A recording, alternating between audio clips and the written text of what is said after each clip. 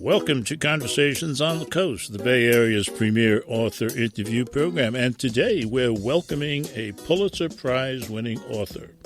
He is Paul Harding. For his first novel called Tinkers, he won a Pulitzer Prize.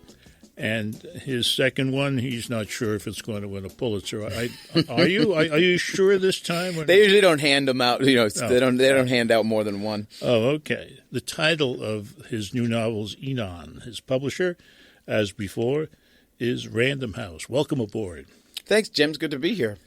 You know, when I started reading this book, after about the first 40 or 50 pages, I asked myself the question, how the hell am I going to do an interview? This is such a very different kind of novel. Mm-hmm. And at that point I said, the hell with it. I'll just have him read from it and I'll, clear my throat. Right. But the station does not find that acceptable. They're not amenable to that. No. So what I did at some point is I put out a cheat sheet on what was going on mm-hmm. In the book. And I want to share that. Sure. And if I have it very wrong, you'll stop me. A young girl about to go into the 9th grade is hit by a car mm-hmm. and dies. Right. Okay? And the father of Kate, that's her name, is devastated. And his wife leaves him. And I have on my notes, I have a note after that. Mm-hmm. Why? I never did figure out exactly why, because later on in the book, when we learned more about their family life together, when all three were around, right?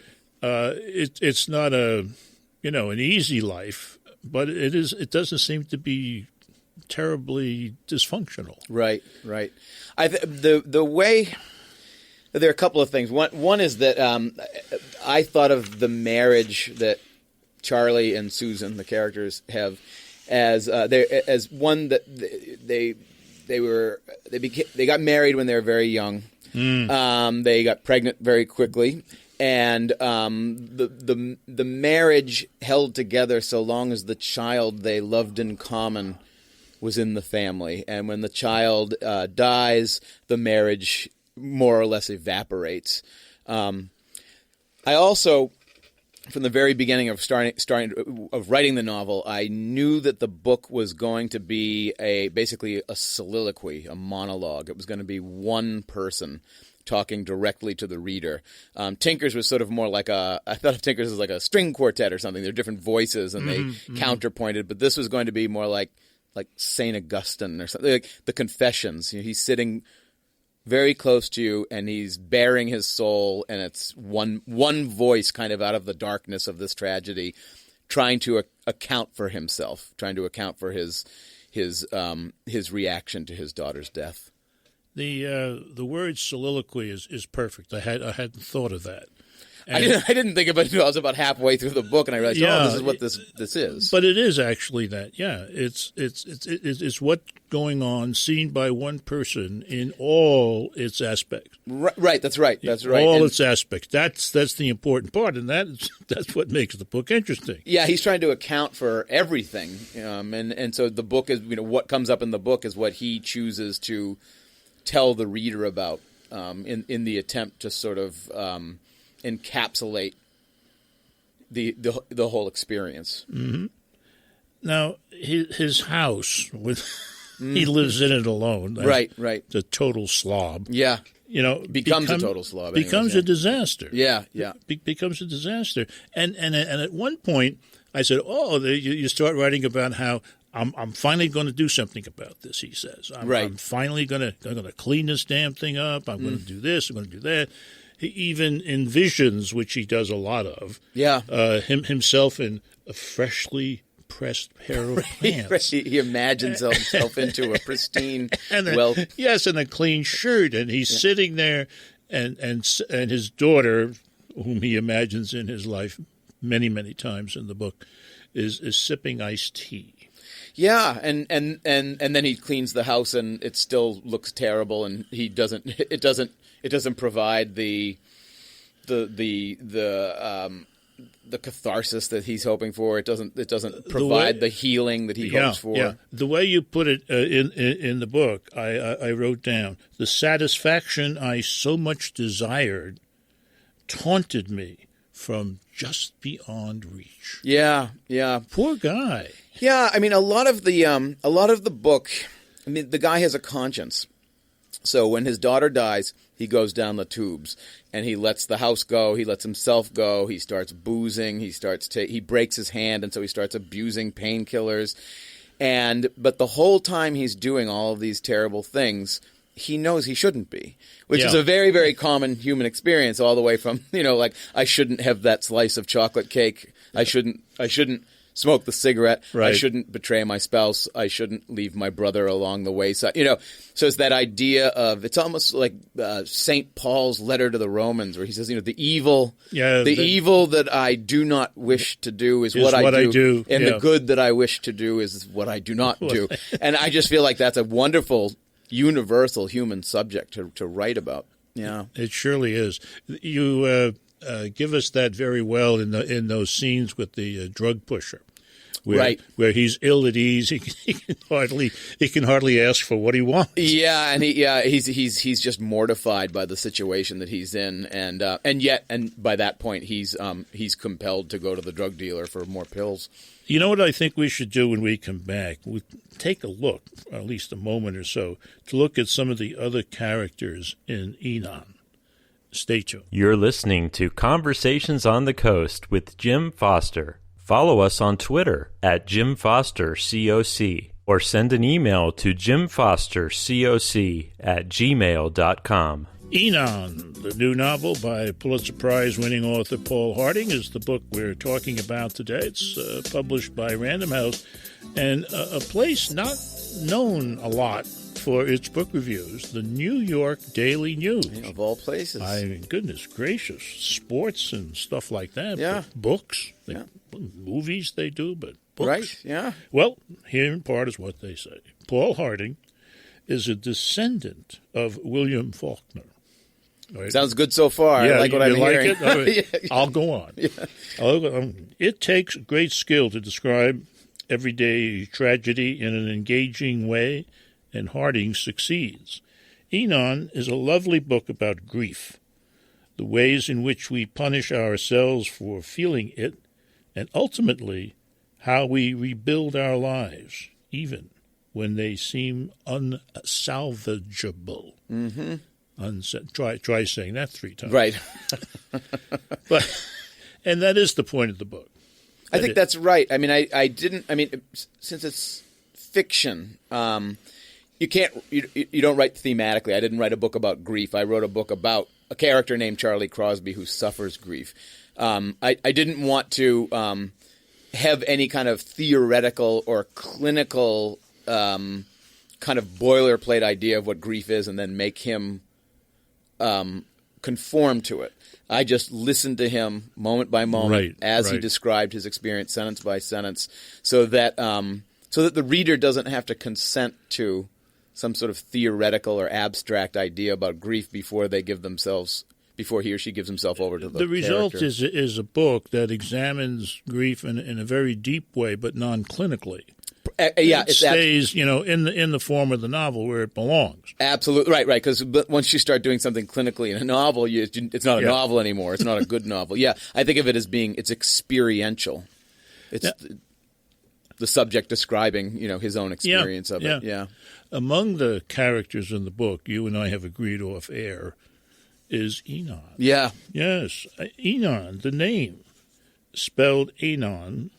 For the first 4 years of the village's existence is from the Greek Enon, A-I-N-O-N, which is from the Hebrew Enaim, which means double spring, or more generally a place of abundant water. Right. There it is. And Enon is actually the original colonial name of the little town I grew up in on the North Shore of Boston. It's actually, I think it's from the Gospel of John, and it just means watery place, and where I grew up as which is a good place to baptize. Exactly. Yeah, absolutely.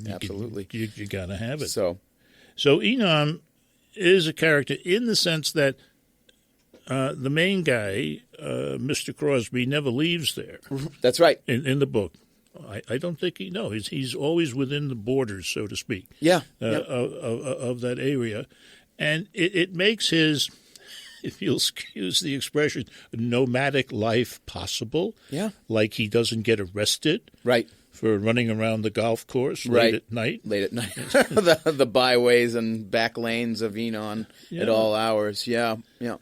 So the main character besides the father, of course, is the daughter who was killed before the book begins, I suppose. Right before, yeah. And that's Kate. Yes. And we only see Kate through his eyes. Through his memories of her, yeah, right. And boy, is she a wonderful kid. Yeah, I mean that's sort of that's the nucleus of the book, is just him remembering, set against the tragedy of her death, he remembers very, very otherwise sort of unremarkable moments in their lives, but then in retrospect they have the greatest poignancy. Yeah. Just the times that they just spent sort of palling around together and playing cribbage and going to flea markets and stuff like that. Yeah, and all of those mundane, minor things, if you will, are viewed by him at this time, now that she's gone, as acts of love, I think. Yeah, right. It's because at the time it just seemed like every day, just with your child, and then in retrospect, it really is. And that's the thing too, is to an extent the book is about grief, as it were, but I think of it as a book about love. It's his. It's that single voice. He's confessing his soul, but he's also, I think of the book as like a prayer or a hymn or a psalm. It's a lamentation, for the daughter he loved so much. Lamentation. Now, completely different from Kate is another character in the book, a fellow by the name of Frankie Shui. Frankie Shui. Shui, excuse me. Frankie, I'm sorry, I mispronounced. Frankie is from the dark side. Yeah. Frankie, among other things, is a drug pusher. That's right. Yeah, he's a guy that Charlie recalls as his initial legitimately prescribed bottle of pills runs out, and he decides that he's going to. One of the ways that he tries to numb himself and give himself a little bit of space to try to deal with the grief is he starts taking these pills, and when they run out, he finds that he does not want to stop taking them. Well, not only is he taking pills, he's washing them down with booze, with whiskey. Oh yeah. No, he goes down the tubes. As he goes down the tubes, at least in the book. Now, maybe I missed something. He doesn't talk to anybody. Yeah, right. And I thought of that as, in some ways, paraphrasing Flaubert, Charlie, c'est moi. Charlie is me in some ways. I sort of wore his set of nerves while I was writing the book, and so he reacts to the death of his daughter the way I feel like I would react if one of my children died, which would be just to totally turn inside myself. Yeah, and don't touch me. Right. Don't give me any advice. Right. Don't try to help. Right. Keep your lasagna in the oven. Exactly, because he's mortified. He's embarrassed. He's just. He doesn't want the attention. He just needs to be alone. And that's why, again, going back to Enon being the character, Enon is solicitous of him that way and is very tactful and allows him that space without, though, ever abandoning him. Yeah. He's loyal to Enon, and Enon is loyal to him. Enon's loyal to him, yeah. Well, I declare enough discussion. When we come back, we're going to hear the book. You won't want to miss it. You're listening to Conversations on the Coast with Jim Foster. Follow us on Twitter at Jim Foster COC or send an email to jimfostercoc@gmail.com. Paul Harding is our guest today. He's a Pulitzer Prize-winning author. We're talking about his new novel, Enon. And one of the people that had a lot of wonderful things to say about it is another one of our unlikely sources, the Financial Times. Of all places. It just shows you how Mr. Harding gets around, that's all. A lot of authors, hang out in bookstores and stuff like that, and this author hangs out in boardrooms. The corporate boardroom, my second home. There you go. And the Financial Times says Harding is an extraordinary writer for the intoxicating power of his prose, the range of his imagination, and above all, for the redemptive humanity of his vision. That's when you hang out in boardrooms. Right. Okay. A superb account of the banality and uniqueness of bereavement. That's excellent, because that's exactly what bereavement is. Mm-hmm, right, yeah. It is banal. Right. And it is unique. It more than earns its place, along with such non-fictional classics as Joan Didion's The Year of Magical Thinking and C.S. Lewis's A Grief Observed. That Enon is a work of fiction that feels authentic as memoir makes it all the more astonishing. So say your friends at the Financial Times. Yeah, I'm going to have to pay them an installment plan. Well, absolutely, because their fee is going to be large. Right. Be large. Yeah, it's a lovely, gracious review. That's for sure. One of the things that they say that they compliment you on is the range of imagination, and that's quite a compliment for a novel where there's really only one pulsating main character. Right. Yeah. What are they talking about here, do you think? Well, I think that one of the things that Charlie spends a lot of his time doing is he's sort of an amateur historian. He is kind of a everyman autodidact kind of. So he's read lots of books. So he has at his fingertips a lot of stories and a lot of ideas from the world at large, which he then sort of takes the memory of Kate and integrates her. So he integrates her into the history of the town and imagines her being friends with Sarah Good, who was hanged as a witch in 1692. He, at one point, I think of him as being interested in science. So at one point he thinks of the collision between Kate and the car that strikes her as being like a collision in a particle accelerator in physics. Yeah. And instead of her dying, 3 new Kates come out, and he becomes the father of 3 girls. And so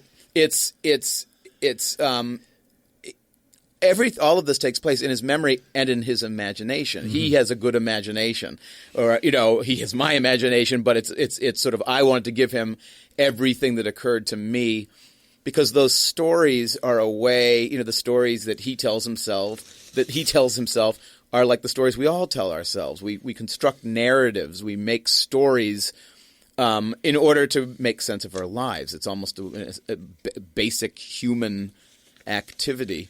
And I thought of it in this case as being something like along the lines of, say, Medusa and Perseus. If you look at Medusa, if you look at the tragedy straight in the eye, you'll perish. You'll turn to stone. But if you have that mirror, and you look at the tragedy through the mirror of these stories that he tells himself, you might be able to survive. You might be able to crawl out of the wreckage and salvage your life. And because Charlie, as he's doing all these terrible things and boozing and drugging and breaking into people's houses and stealing their drugs, he understands that is no way for the steward of the legacy of his daughter's memory to be acting. He understands it's shameful. Even when he ends up near her grave every night just before dawn when he goes home, but he's always behind it because he doesn't want her to see what's become of him. Wow. Wow. Well, just so the people out there realize that everybody loves you, we'll share a few words from the review from the New Yorker. Financial Times. You can't get more balanced than that. Yeah, it's beautiful, just lovely. Now, the New Yorker says in prose, in part, his prose is steeped in a visionary, transcendentalist tradition that echoes Blake, Rilke, Emerson, and Thoreau, and it all makes for a darkly intoxicating read. Yeah, lovely. That's pretty good from them. Yeah. Yeah, because I think of myself as a transcendentalist. I think of, Emerson and Thoreau and Emily Dickinson and Melville as, Aunt Emily and Uncle Herman and all those people. And I have that sensibility. that the book is all about character. It's about the individual soul sort of experiencing his given humanity, and that there's something almost, it's a kind of the moral imperative, the unexamined life is not worth living kind of thing. And I grew up in that landscape that they all wrote about as well. So I feel like I have this beautiful, wonderful, aesthetic, artistic, intellectual, philosophical inheritance that just sort of dropped in my lap. And it just turns out that I sort of have the same disposition as those people. So before you get away from us, could you do a little reading from the book as we discussed? Oh, sure. I'd be delighted to. Yeah. Yep. This is a passage at the end of a chapter where Charlie is remembering going to fix a clock with his grandfather. Right. And his grandfather is a guy named George Washington Crosby, who was actually the protagonist of Tinkers. Okay. And so they go to this grand big mansion that's set on an estate, and he sort of is totally enchanted by the beauty and the grandeur of the estate, but also troubled by it because it's sort of undemocratic, as it were. So this is him imagining talking to Kate about the clock and the model of the solar system called an orrery that he saw inside the house. And I'd tell Kate about the secret clock and the secret solar system deep in the house. The solar system, elegant and outrageous almost indecent in its elaborations, almost. I could hear Mrs. Hale saying to my grandfather, to me, ornamental. And the secret clock, elegant and simple and enduring, and itself also almost ornamental, or worse. But worse because it was secret, because it was hidden away from everyone. But preserved, too, because it was hidden away from everyone.